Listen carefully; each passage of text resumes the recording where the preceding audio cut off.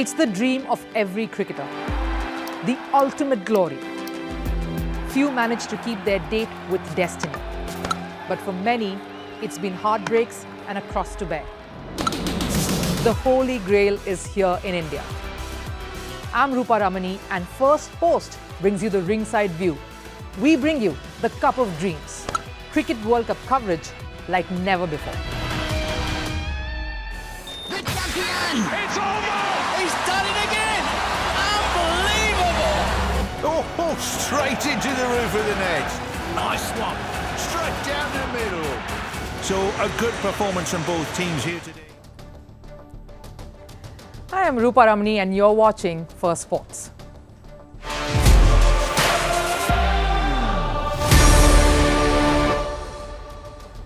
Now, personalities define a team. They also make the sport that much richer. If the success of a sport truly lies in the numbers and the performances, then the growth of that sport depends on the fans. And it's these characters who draw the passionate fan into the sport. Even as the sand settles in on the Wankhede pitch after that Glenn Maxwell miracle whirlwind knock, the question is, are the Aussies India's real big threat this World Cup? And what makes Australia such a potent side every World Cup? And speaking of characters, Erling Haaland is growing into becoming one. What is it about his personality and his skills that make him a star, a legend in the making? Stick around to know more, but first, a look at our headlines in Sports 360. Starting with the ICC Cricket World Cup, England's Ben Stokes scored 108 runs in yesterday's win against the Netherlands. He has become the first English player to score more than 10,000 runs and take over 100 wickets in international cricket by doing so. Stokes now joins an elite list of only 5 other players who have managed to do this. In other cricket news, the captain of Australia's women's team, Meg Lanning, has announced her retirement. The 31-year-old has shocked fans worldwide with her sudden announcement. The all-rounder was picked to lead the Aussie women's team in 2014. Lanning has won 7 World Cup titles and has played 241 matches for Australia in her 13-year-long career. Indian player PV Sindhu has been granted a protected ranking by the Badminton World Federation. This is after she suffered a knee injury in October. Sindhu, who's currently ranked world number 10, will remain at the spot until she's fit to play again. However, the protected ranking will only be in place for the next 12 months. Over in football, German giants Bayern Munich beat Turkish side Galatasaray 2-1 in yesterday's match. Striker Harry Kane fired a double in the second half for Bayern. Galatasaray attempted a comeback with a goal in the second half injury time but fell short of a draw. Bayern have now entered the knockout stages of the Champions League. In other news, armed individuals raided Brazilian footballer Neymar's apartment in Sao Paulo. The gunmen attempted to kidnap Neymar's partner and his newborn daughter. They were unsuccessful in their kidnapping attempt after police officials rushed to Neymar's house. But the suspects, who are still at large, managed to steal money, purses and jewelry.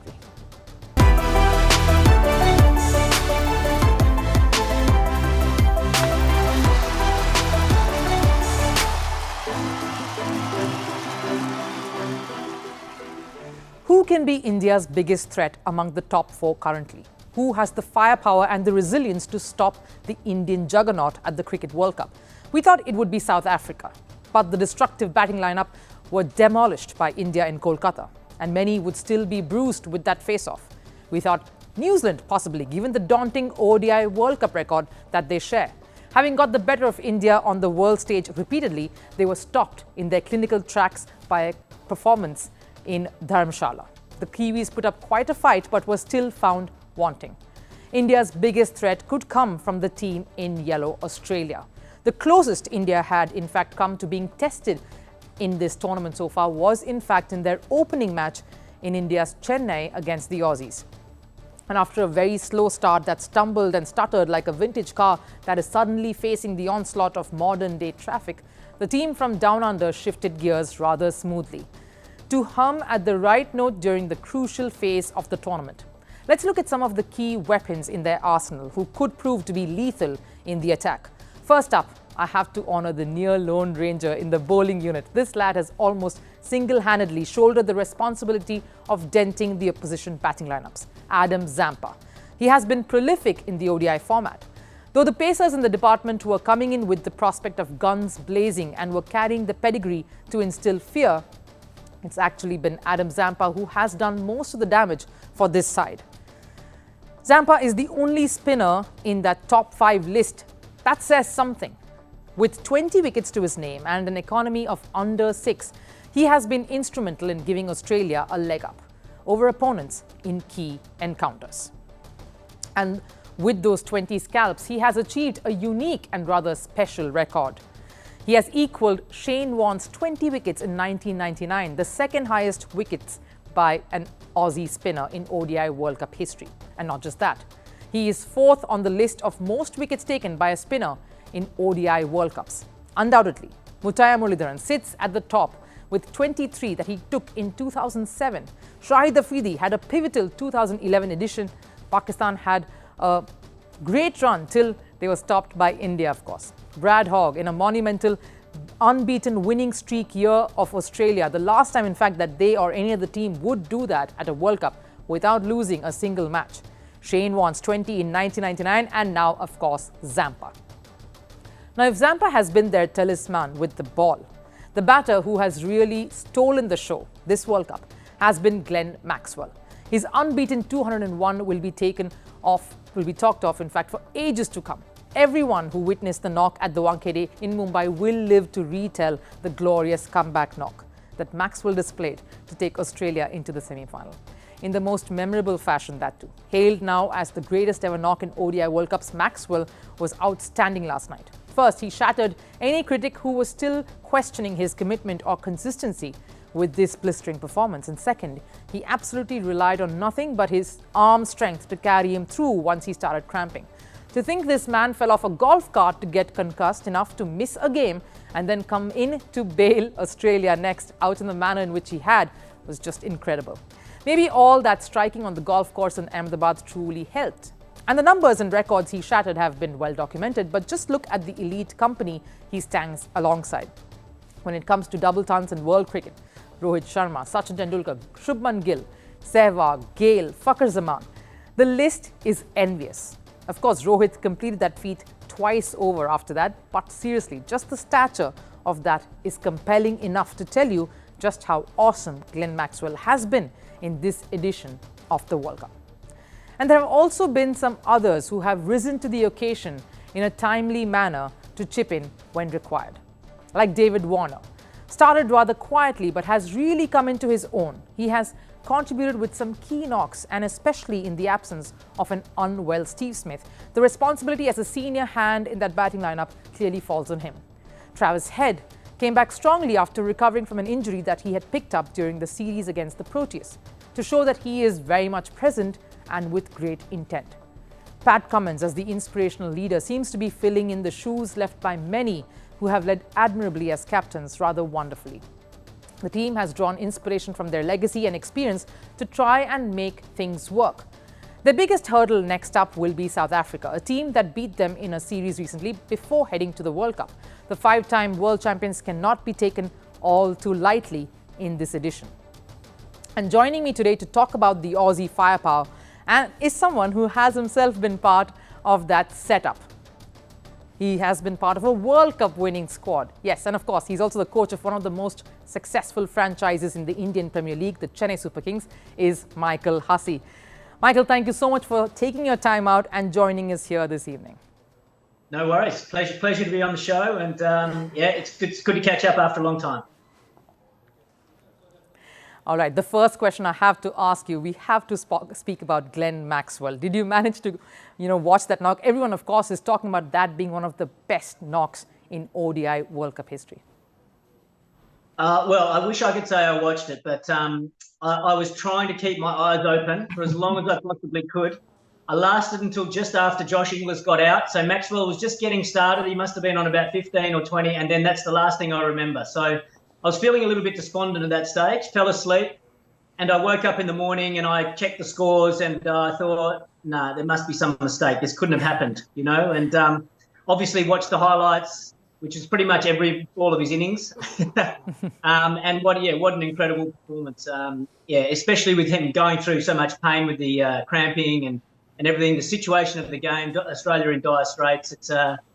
It's got to go down as one of the greatest of all time. Whether it's the greatest, we could argue that probably for the next year. I think the only argument I'd put forward was that, say Ricky Ponting made a massive 100 in a World Cup final to help Australia win. Adam Gilchrist made 149 in a World Cup final.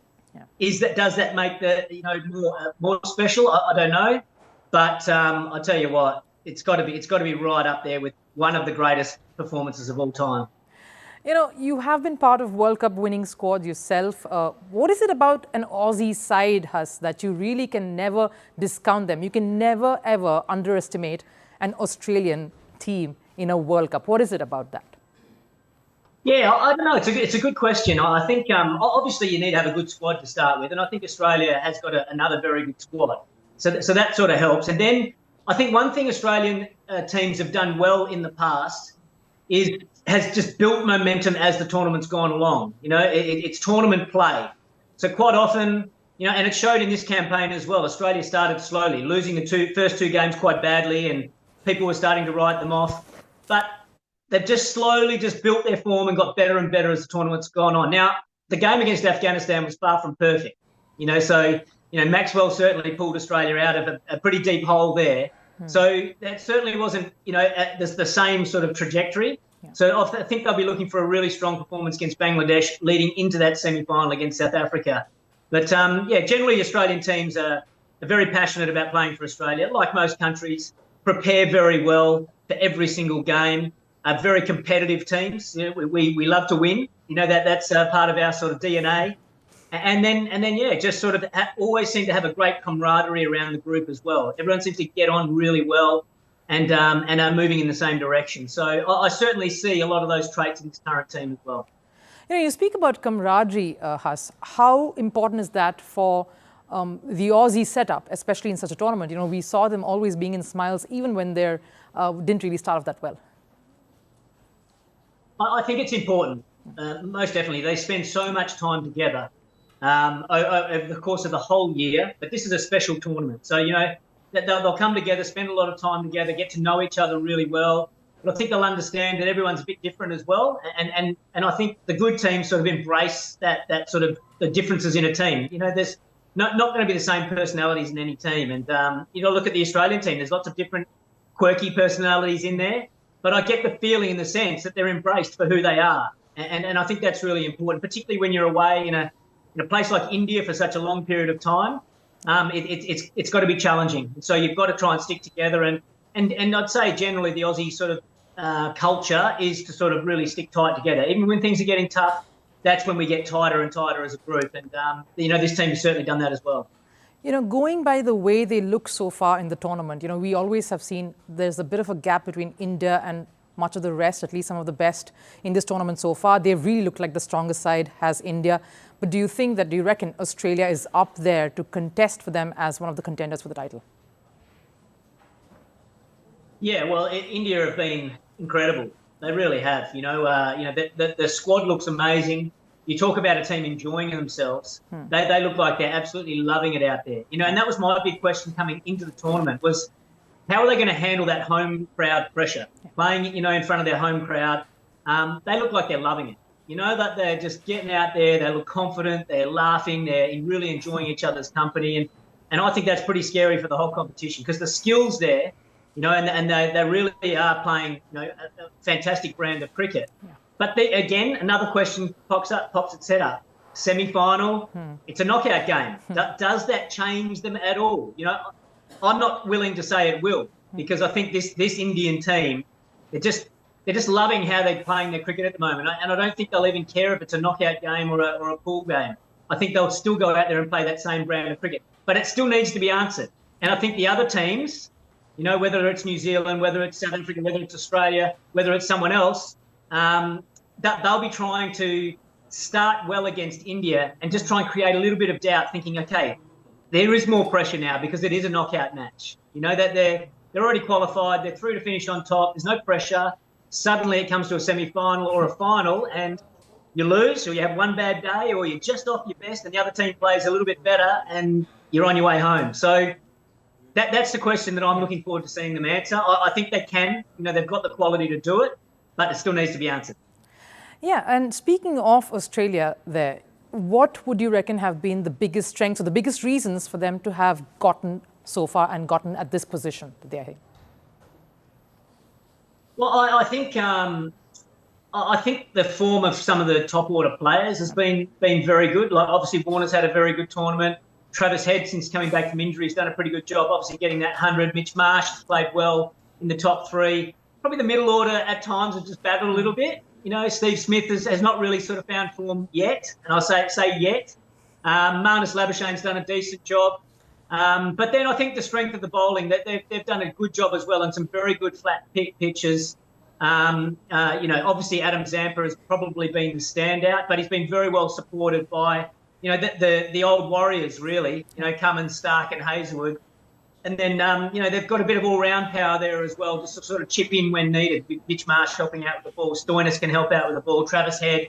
So there's plenty of options there for Pat Cummins at his disposal. So it's a very well-rounded team. But, yeah, I think they all started a little bit slow and a little bit flat, but they've just built their form nicely throughout the tournament. You mentioned Pat Cummins there, Huss.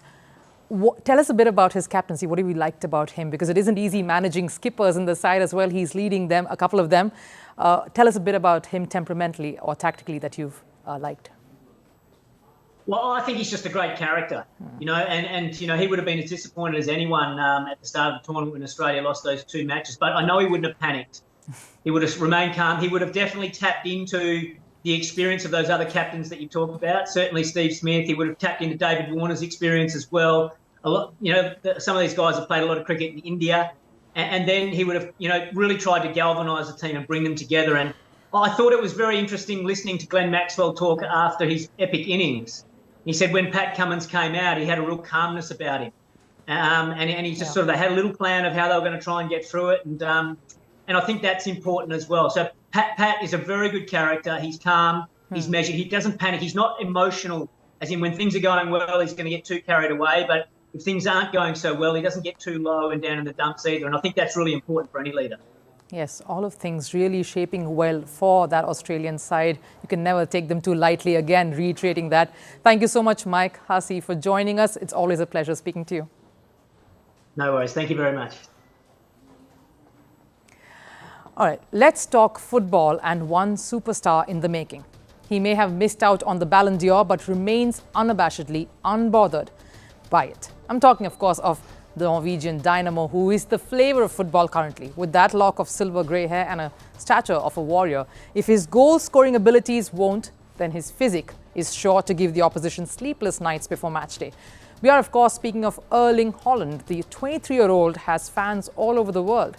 In fact, apparently amongst his peers too. Just last evening, the captain of the opposition, Mohammad Ali Kamara of Young Boys team, requested Haaland to give him his T-shirt at half-time. And of course, Haaland obliged. The Ballon d'Or snub doesn't shake him. Instead, it fuels his fire to do better than before.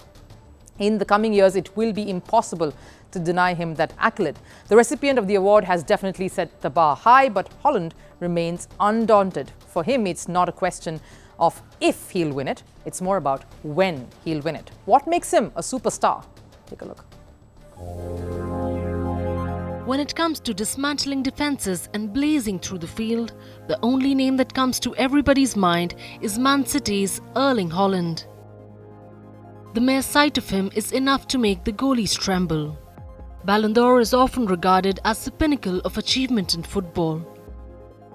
Haaland might have missed out on it this year by just a bit to World Cup winning captain Lionel Messi, but he remains unfazed and unflinched by that.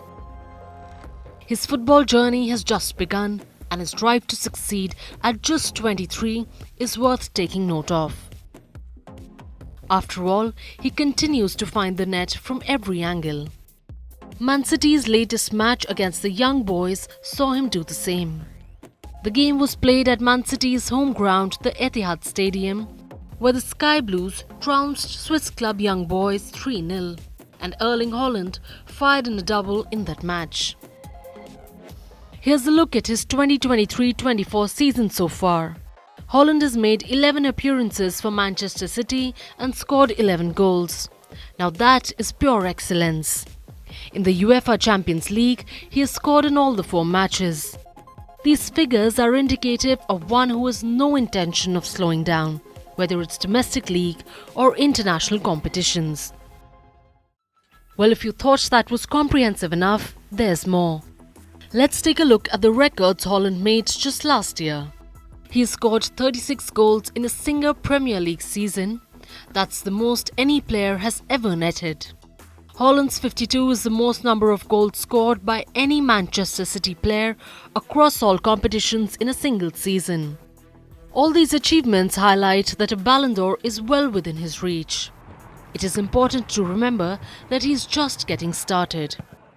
Maybe him missing the golden ball this year will ignite in him a spark that could take him to unparalleled heights in the years to come. The broader picture here is the kind of impact he has on fans already. He was nominated in a list that has superstars of the sport like Messi, Neymar and so on. While they are already some of the established names in the business, Haaland is also entering that elite realm and making heads turn. Not just by his shock of silver hair, but his skills and consistent accuracy that is an asset. His consistency is at par with some of the biggest names in football. But beyond the presence of a 6 feet tall, terrifying striker who has taken the football world by storm, is a playful, goofy personality that makes him a beloved figure.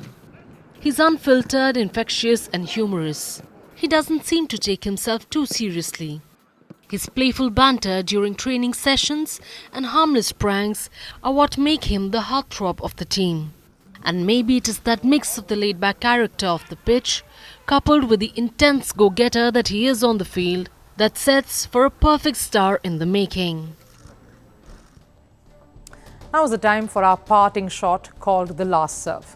Now, Pakistani cricketer Haris Rauf's sweet gesture has stormed the internet. His fans are in awe as the cricketer was seen picking up garbage at the Kolkata airport.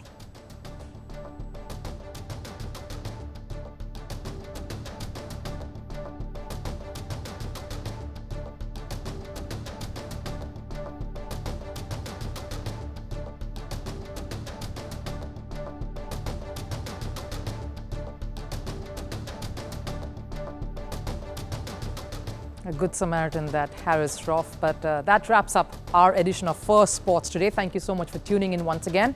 But I'll see you again tomorrow here at 7 p.m. As always, our Cup of Dreams journey reaching its fastidious end here on Firstpost. So don't miss that as well. But I'll see you tomorrow. Till then, take care. Bye-bye.